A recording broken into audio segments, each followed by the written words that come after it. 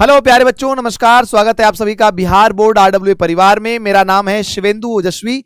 आज बच्चों हम बातचीत करेंगे एक बहुत ही जबरदस्त बेहतरीन स्कॉलरशिप के बारे में कि क्लास 10th पास बच्चे, जो भी क्लास 10th पास बच्चे हैं 2026 में, जो 11th में आ गए, जो अभी 12th में है, सभी बच्चे 11th 12th ग्रेजुएशन वाले सभी बच्चे इस स्कॉलरशिप के लिए अप्लाई कर सकेंगे और इसके माध्यम से आपको 75,000 रुपए तक की धनराशि पढ़ाई में सहयोग के लिए प्रतिभाशाली छात्रों को प्राप्त होगा। आवेदन बिल्कुल निःशुल्क है। मैं दो बातें क्लियर कर देता हूं बच्चों, चाहे बच्चा यूपी बोर्ड का हो, बिहार बोर्ड का हो, किसी भी राज्य बोर्ड का हो, झारखंड उड़ीसा किसी बोर्ड का हो, हर बच्चा अप्लाई कर सकता है। साथ ही साथ सीबीएसई आईसीएसई वाले बच्चे भी अप्लाई कर सकते हैं। मैं फिर से कह रहा हूं, class 11th class 12th graduation वाले सभी बच्चे अप्लाई कर सकते हैं और सभी बच्चे इसके माध्यम से 75,000 रुपए तक का स्कॉलरशिप आप पा सकते हैं। बिल्कुल निःशुल्क है। एक एक डिटेल आपको मैं बताऊंगा विस्तार से। चलिए यही शुरू करते हैं वीडियो हम लोग बच्चों, ठीक है। सबसे पहले जरा देखिए ध्यान से, ये एक न्यूज में अखबार में खबर आया था, ये बिहार के लिए बच्चों ध्यान रखना, ये खबर भले बिहार के लिए है लेकिन आप सभी अप्लाई कर सकते हैं, किसी राज्य का बच्चा हो। तो ये मत सोचना कि बिहार वाले सिर्फ अप्लाई कर सकते हैं, ये बिहार वाले बच्चे, बिहार वाले भी कर सकते हैं, सभी राज्य के कर सकते हैं इसको अप्लाई। ध्यान दीजिएगा, स्पष्ट तौर पर बोला है कि मैट्रिक में 75% से अधिक अंक वालों को 20 से 75,000 तक की छात्रवृत्ति मिलेगी। 20,000 रुपए से लेकर 75,000 रुपए तक की छात्रवृत्ति मिलेगी। जितने बच्चों के मैट्रिक में 75% अंक आए हैं, तो 75% से अधिक वाले सभी छात्र इसके लिए एलिजिबल हो जाते हैं। अभी मैं आपको पूरा डिटेल समझाऊंगा असल में है क्या इसके पीछे, ठीक है। पूरा डिटेल बताऊंगा और आप कैसे अप्लाई करेंगे, कैसे आप पा सकते हैं, इसकी जानकारी आपको संपूर्ण दूंगा भी मैं। देखो, इसमें साफ साफ इन्होंने लिखा था कि ये जो छात्रवृत्ति है बच्चों, ये विद्याधन योजना के तहत दी जाती है। किसके तहत? छात्रवृत्ति आपको विद्याधन योजना के तहत दी जाएगी। ध्यान रहे, मैं स्पष्ट कर देता हूं आपको, ये ना तो बिहार सरकार, ना ही उत्तर प्रदेश सरकार, ना ही उड़ीसा, झारखंड, बंगाल किसी राज्य सरकार द्वारा और ना ही भारत सरकार द्वारा दी जा रही है, ठीक है। ये स्कॉलरशिप किसके द्वारा दी जाती है बताऊं डील आपको मैं, ठीक है। उद्देश्य क्या है? तो एक फाउंडेशन है, इनके निदेशक सरोजनी दामोदर फाउंडेशन के निदेशक ने कहा कि बिहार इंटर छात्रवृत्ति विद्याधन योजना के तहत यह राशि दी जाएगी।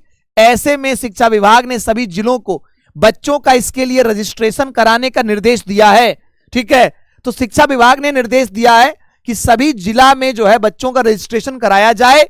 सभी हेडमास्टर को स्कूलों में बच्चों को इससे अवगत कराने का निर्देश भी दिया गया है कि सभी बच्चों को बता दिया जाए कि इसमें रजिस्ट्रेशन आप सभी कराइए। दिव्यांग बच्चों के लिए, जो बच्चे शारीरिक रूप से थोड़े अक्षम हैं, उन बच्चों के लिए 65% अंक का जो है लाभ रखा गया है कि उन बच्चों को यहां मिल सकता है 65 पर, ठीक है। अब बात करते हैं आवेदन की प्रक्रिया क्या है। बिल्कुल मुफ्त है, एकदम मुफ्त में आप आवेदन कर सकते हो, बिल्कुल मुफ्त में आवेदन आप कर सकते हो। अब आते हैं हम लोग पूरे प्रोग्राम के बारे में, एक एक डिटेल आपको बताता हूं, चलिए, ठीक है। तो भाई सबसे पहली चीज तो ये स्कॉलरशिप आपको जो मिलेगी, किसके द्वारा मिलेगी भाई? तो ध्यान रहे, किसी सरकार द्वारा नहीं, बल्कि एक फाउंडेशन है बच्चों, जिसका नाम है, फाउंडेशन का नाम है सरोजनी दामोदरन फाउंडेशन, SDF। ये फाउंडेशन है, किनके द्वारा दी जा रही है? तो इसकी स्थापना इन्फोसिस के जो हैं को फाउंडर SD शिबूलाल के द्वारा की गई थी। इनके द्वारा इसकी स्थापना की गई थी और SDF फाउंडेशन आपको ये जो है धनराशि देगा, छात्रवृत्ति आपको देगा। नाम इसका है, मेधावी छात्रों को देने के लिए नाम रखा गया है इसका विद्याधन, विद्याधन स्कॉलरशिप नाम रखा गया इसका है, ठीक है।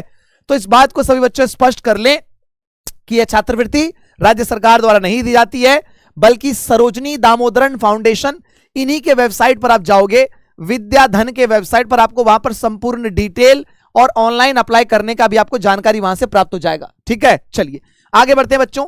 तो सबसे पहली चीज बच्चे, सेलेक्टेड स्टूडेंट, जो एलिजिबल स्टूडेंट है, 10,000 रुपए हर साल आपको मिलेगा, ठीक है। 10,000 रुपए आपको 11th में मिलेगा, जब आप क्लास 11th में, जैसे 2026 में 10th पास किया आपने, तो आपको 10,000 के लिए आप एलिजिबल हैं। 10,000 रुपए आप इस साल पा सकते हैं, 10,000 रुपए आपको अगले साल मिलेगा, ठीक है। 20,000 रुपए ऐसे मिल गया और आगे की पढ़ाई के लिए आपको बाकी बची हुई धनराशि प्राप्त हो सकती है अगर आप आगे की पढ़ाई जारी रखते हैं तो।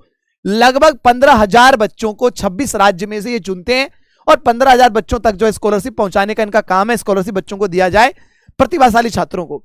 किनको मिलेगा योजना का लाभ बच्चों? तो 11वीं और 12वीं कक्षा की पढ़ाई करने के लिए छात्रों को 10-10 हजार दिया जाएगा। ग्रेजुएशन के लिए भी है, अगर कोई छात्र ग्रेजुएशन में है तो वो भी अप्लाई कर सकते हैं, उनके लिए भी स्पेशली इसमें प्रोग्राम रखा गया है। यदि छात्र का प्रदर्शन 11वीं और 12वीं में अच्छा रहता है तो ग्रेजुएशन की पढ़ाई के लिए भी आपको स्कॉलरशिप दिया जाएगा, ताकि आप आगे की पढ़ाई अपनी अच्छी रख सकें, बेहतर रख सकें, पैसा बाधा ना बने पढ़ाई में। आगे बात करें बच्चों, योग्यता और शर्त क्या है इसके लिए। तो जैसे बिहार का बच्चा अप्लाई करेगा तो स्पेशली उसके पोर्टल में लिखा हुआ होता है कि विद्याधन स्कॉलरशिप फॉर बिहार। तो बिहार के बच्चे के लिए यह शर्त है कि मूल निवासी वो बिहार का हो। जैसे आप उत्तर प्रदेश के आप अप्लाई करेंगे तो आप मूल निवासी उत्तर प्रदेश के होने चाहिए। तो उसमें आपको अलग अलग फॉर्म आता है, अलग अलग डेट आती है, अलग अलग एप्लीकेशन का डेट आता है अलग अलग राज्य के लिए, ठीक है, इस बात का ध्यान रखिएगा। जैसे बिहार का पोर्टल खुल गया तो बिहार वाले अप्लाई करेंगे तो उसमें बिहार का नागरिक होना, बिहार का जो राज्य का निवासी होना चाहिए। अगर कोई उत्तर प्रदेश का है तो उत्तर प्रदेश का जो है राज्य का निवासी होना चाहिए। अगर कोई बच्चा हरियाणा का है तो हरियाणा राज्य का निवासी होना चाहिए। तो अलग अलग पोर्टल इसके लिए बना हुआ है, अलग अलग राज्य का अलग अलग समय भी आता है, अलग अलग डेट पर जो एप्लीकेशन होता है भी बताऊंगा आपको उसका डिटेल भी, ठीक है। चलिए, तो बिहार के लिए बात करें तो बिहार राज्य का निवासी हो, आप उत्तर प्रदेश के उत्तर प्रदेश का हो, झारखंड झारखंड का हो, बंगाल बंगाल का हो, राज्य का निवासी होना चाहिए तो अप्लाई कर सकेंगे आप उस राज्य के लिए। योग्यता यह है कि आप किसी बोर्ड से, ठीक है, किसी भी मान्यता प्राप्त बोर्ड से 10वीं आपने पास किया हो और 11वीं में आप एडमिशन ले रहे हो तो आप पा सकते हैं छात्रवृत्ति। 10वीं क्लास में आपका 75% कम से कम अंक आना चाहिए या 7.5 सीजीपीए होना अनिवार्य है। दिव्यांग छात्रों के लिए 65% रखा गया है, 6.5 सीजीपीए रखा गया है, ठीक है।